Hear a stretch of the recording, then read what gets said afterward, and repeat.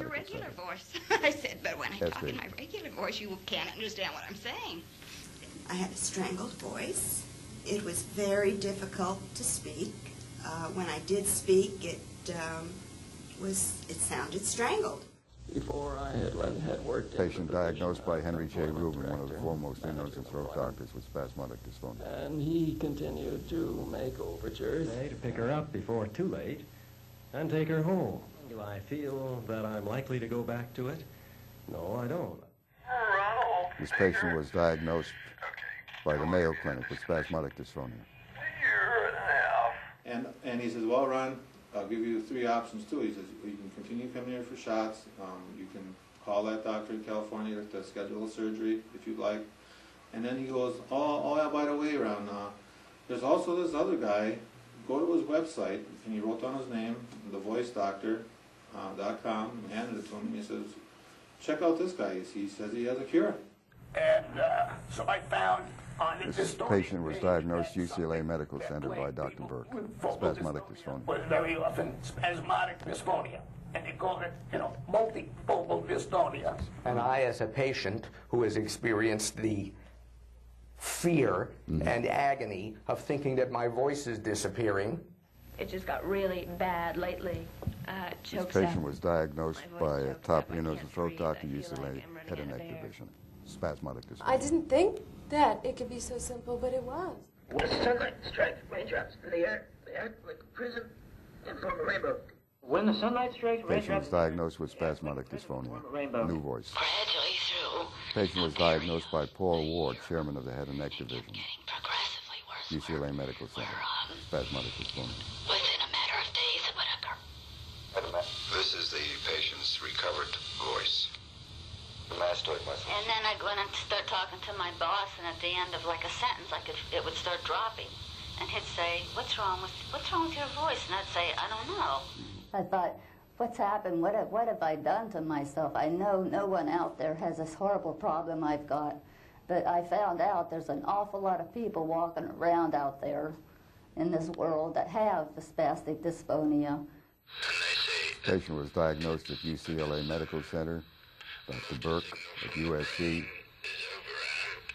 with spasmodic dysphonia. Here's a new voice cured. It's pretty tragic, isn't it? Pretty tragic sound, and it's quite different now. The last time patient diagnosed at UCLA Medical Center, Head and Neck Division. Unit each and Botox. I completely lost my voice for 6 weeks. I was incapacitated. It was a complete roller coaster going through that, but that's the only treatment that they told me was available, and that I would be getting these injections for the rest of my life. Couldn't think of any name, and my sister and I were patient was diagnosed at Scripps with spasmodic dysphonia. Tail, and I just said, oh yeah, wouldn't that be if I called it Q-tip? So we just called it Q-tip. Can you talk with the rabbit again? Hi Q-tip, how are you? Do you want to hop around today? Are you thirsty? Why did you bite my shoe? Do you realize you change your voice when you talk to the rabbit? I talked higher. Who diagnosed? Scripps Hospital in La Jolla. Probably about a year and a half ago. They told me that it was neurological and I was born with it. Other than the one time from Bryn where I had 6 months good voice, nothing. I believe that spasmodic dysphonia is curable. According to legend, a boiling pot of gold at one end. People look, but no one ever finds it. Patient was diagnosed by Hans von Leyden, a top ear, nose, and throat doctor at UCLA Medical Center now, or was, and USC. Oh, he's home. This patient was diagnosed at the University of Michigan by a top ear, nose, They throat didn't know doctor. what to do, You'll hear the they transition from the poor voice, strangled voice, to a good voice. Eventually I went She's been cured for over 9 years. to other doctors who told me I had spasmodic dysphonia. Trying to get help is very difficult because you can't communicate the problem or just your trials. They want you to go to psychiatrists, and how are you supposed to go to a psychiatrist when you can't speak? Well, and then he said, well, how long ago did you see Dr. Cooper? And I went, oh my God, it's been 6 years. It'll be 6 years in June.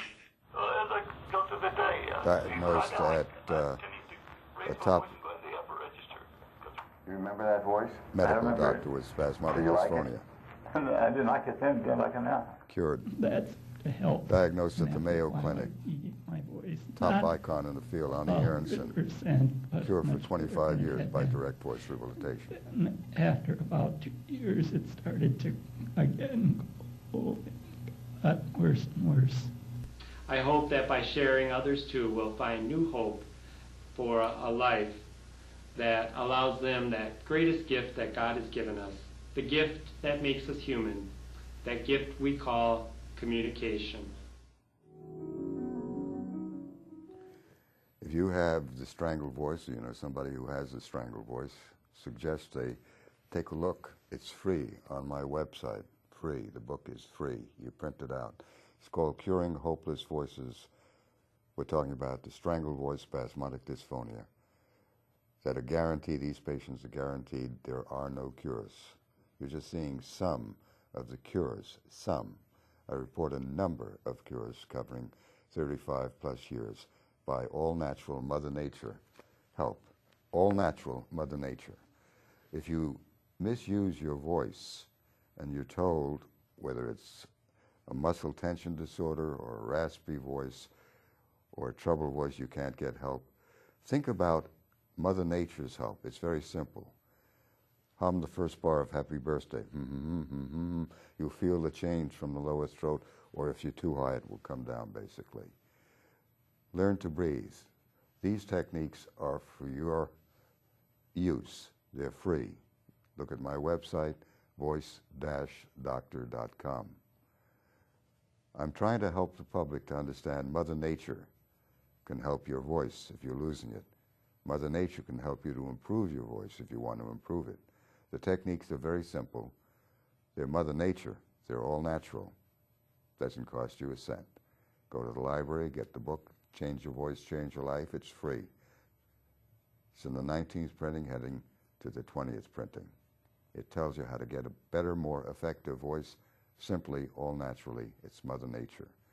Do I step on the toes of those who want to use medical intervention, invasive procedures? I guess so. But the Hippocratic Oath says do no harm and natural healing, not draconic implants and not surgical procedures that may not be relevant. Spasmodic dysphonia is a terrifying condition. It is rumored to have a high suicide rate. Rumored. I don't know how true it is, and I don't know to what extent it's occurring. But I hear patients who are in the office telling me when they're in the office they thought about killing themselves because they couldn't talk.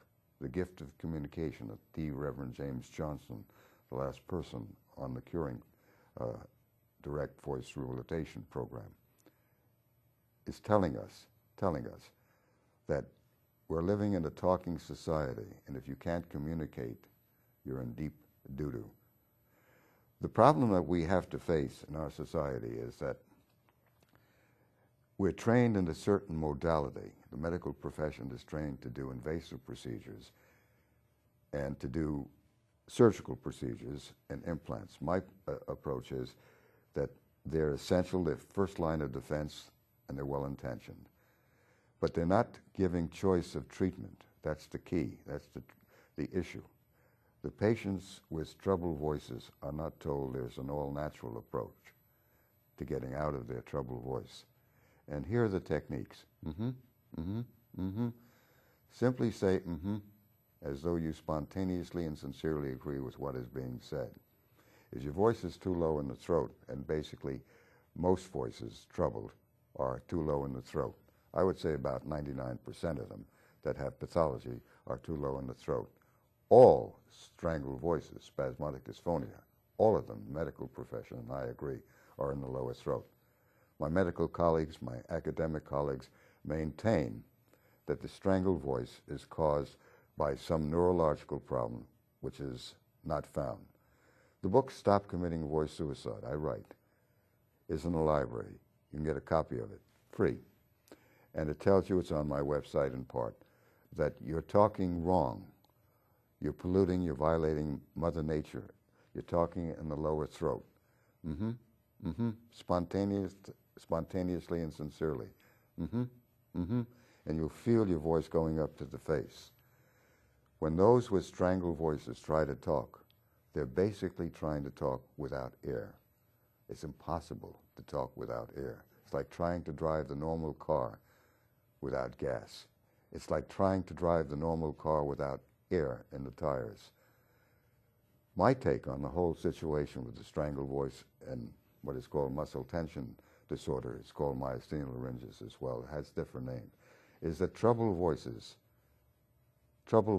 bad raspy voices and strangled voices, are caused by misuse, natural violations of what Mother Nature wants you to do. And the medics are looking to it as a problem, a neurological problem, a basal ganglia dysfunction, a chemical imbalance in the brain. And they're looking according to, and this gentleman is well-intentioned, Blitzer. And he is a colleague of Michael Bryn, a neurologist who brought Botox to the field. He's looking now to, and I'm quoting him,